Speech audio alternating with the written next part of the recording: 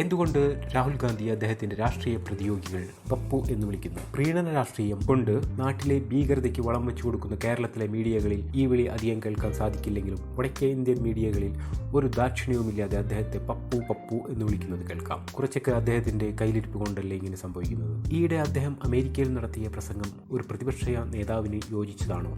BJP പറയുന്നത്ര വളർച്ചയൊന്നും ഇന്ത്യക്കില്ലെങ്കിലും India വളരുകയാണ്. ഇന്നിപ്പോൾ നമ്മളൊരു ഡിഫൻസ് എക്സ്പോർട്ടർ ആയിരിക്കുകയാണ്. ആപ്പിൾ ചൈനയിൽ നിന്ന് ഇന്ത്യയിലേക്ക് വരികയാണ്. ഇവിടെ മാനുഫാക്ചർ ചെയ്യുന്ന 30% പ്രൊഡക്റ്റുകളും എക്സ്പോർട്ട് ചെയ്യുകയാണ്.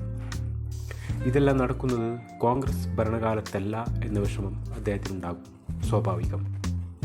അതിന് ഇന്ത്യയെ ഇകഴ്ത്തിക്കൊണ്ടും US-നെയും ചൈനയെയും പുകഴ്ത്തിക്കൊണ്ടുമല്ല സംസാരിക്കേണ്ടത്.